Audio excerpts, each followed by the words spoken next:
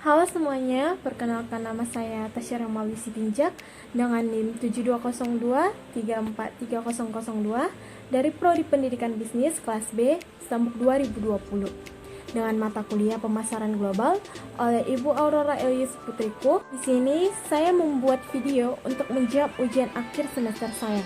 Dan di sini saya akan menyimpulkan materi pemasaran global selama satu semester, yaitu semester 4 yang akan saya sampaikan. Menurut Philip Kotler dan Kevin Langkiller, pemasaran global adalah suatu upaya dalam mengutamakan seluruh sumber daya, yaitu sumber daya manusia, aset fisik atau modal dana, dan berbagai tujuan perusahaan lainnya, demi menindaklanjuti ancaman pasar global dan untuk meraih potensi yang sama di pasar global.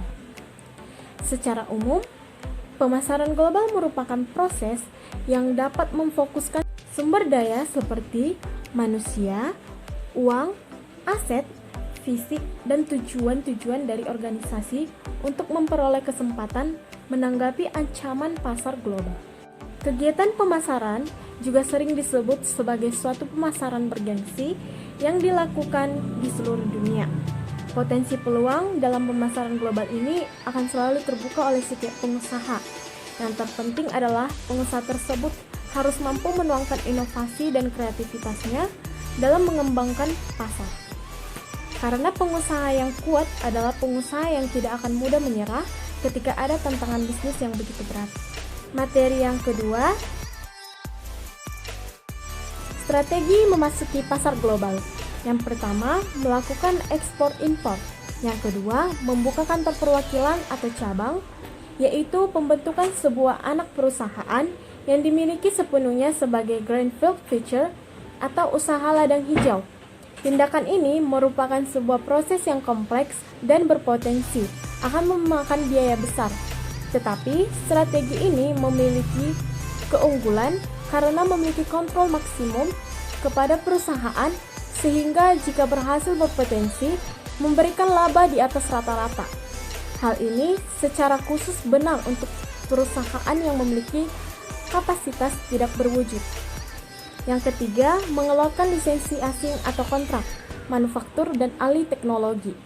Ialah perusahaan pemberi lisensi membuat persetujuan dan menerima lisensi, bahwa lisensi memperoleh hak untuk menggunakan proses atau teknologi produksi, merek dagang, paten, dan sebagainya dengan membayar fee atau royalti kepada lisensor.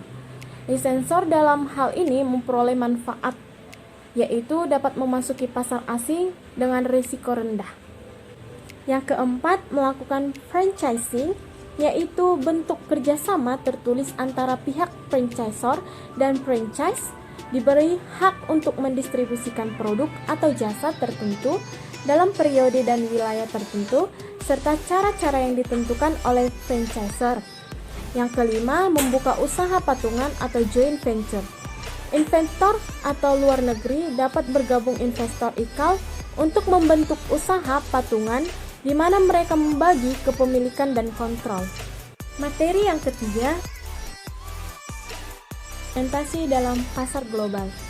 Segmentasi pasar adalah membagi sebuah pasar ke dalam kelompok-kelompok pembeli yang berbeda yang mungkin menghendaki bauran produk atau pemasar yang terpisah. Yang pertama, pemasaran massal atau massal marketing, yaitu penjual memproduksi, mendistribusikan, dan mempromosikan secara massal sebuah produk kepada seluruh pembeli. Pemasar tersebut menciptakan pasar potensial terbesar, biaya terendah, harga lebih rendah, atau margin yang lebih tinggi. Yang kedua, pemasaran segmen, yaitu perusahaan menyadari bahwa pembeli berbeda dalam kebutuhan, resepsi, dan perilaku pembelian. Perusahaan mengisolasikan segmen yang lebar yang membentuk suatu pasar dan mengadaptasi apa yang ditawarkannya agar lebih mendekati kebutuhan satu atau beberapa segmen. Yang ketiga, pemasaran ceruk, yaitu berfokus pada subgrup di dalam segmen-segmen di atas. Suatu ceruk adalah suatu grup yang didefinisikan dengan lebih sempit, yaitu didefinisikan dengan memilah suatu segmen menjadi beberapa subsegmen. Yang keempat, pemasaran mikro, yaitu praktik penyesuaian produk dan program pemasar agar cocok dengan cita rasa individu atau lokasi tertentu. Dari selanjutnya ialah lingkungan pemasaran global terkait beberapa aspek, yaitu lingkungan pasar eksternal. Lingkungan pasar eksternal adalah seluruh aktivitas pemasaran yang dilakukan di luar kendali pihak pemasar. Lingkungan pasar eksternal terbagi menjadi dua, yaitu lingkungan pasar mikro dan makro. Yang pertama, lingkungan pemasaran mikro. Lingkungan pemasaran mikro ini terbagi menjadi beberapa aspek pendukung perusahaan, yaitu yang pertama aspek penyedia, kedua aspek pemasaran, yang ketiga aspek pelanggan, yang keempat aspek pesaing, yang kelima aspek pemasyarakatan. Yang kedua, lingkungan pemasaran makro.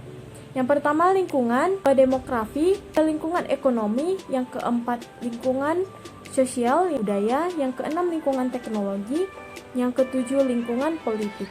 Materi selanjutnya ialah materi kelima, yaitu materinya apa itu segmenting global?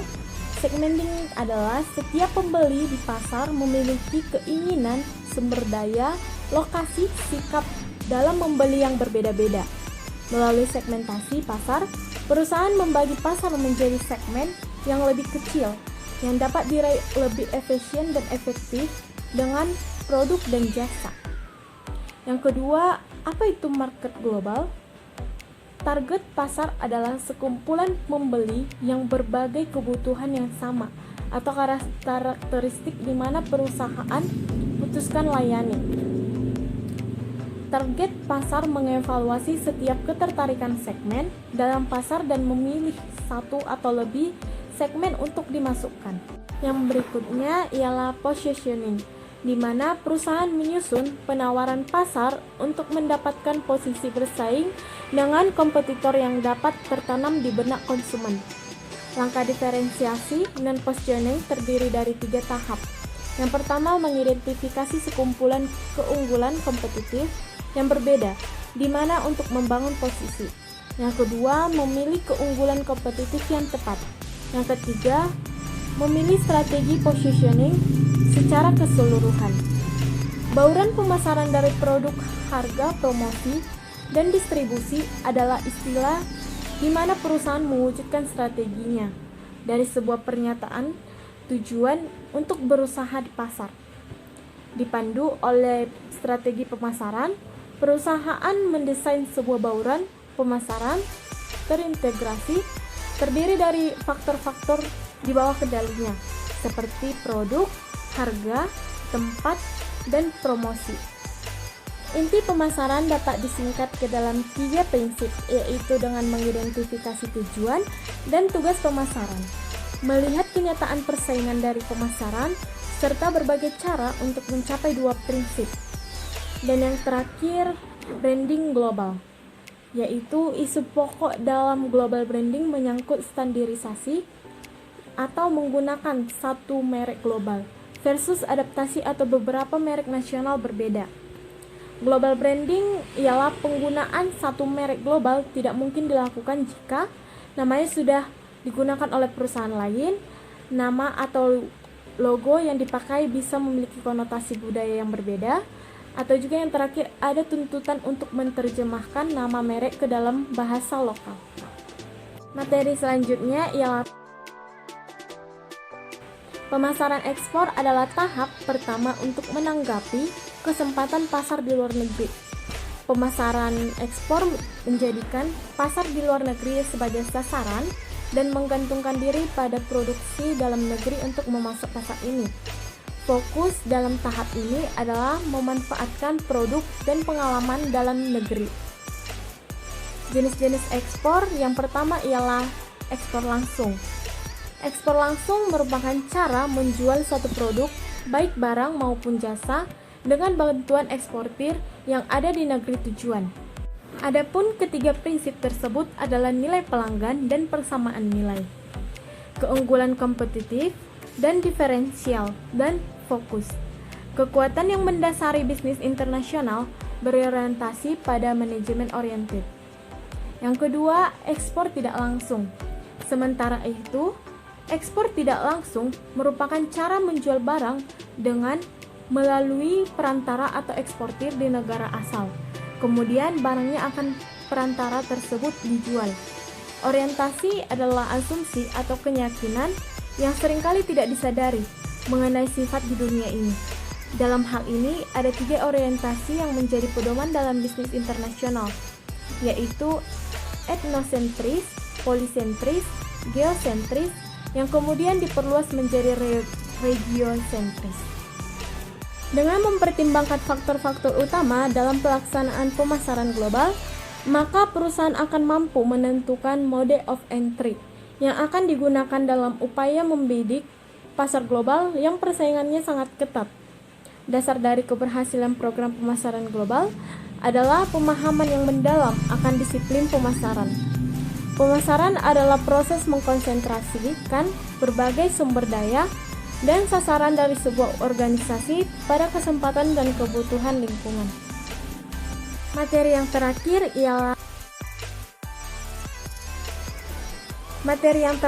ialah dalam pemasaran global adanya komunikasi yang baik. Dengan adanya komunikasi yang baik, suatu organisasi dapat berjalan dengan lancar dan baik. Terjadinya komunikasi adalah sebagai konsekuensi hubungan sosial atau social relation paling sedikit terdiri dari 2 orang yang paling berhubungan satu sama lain.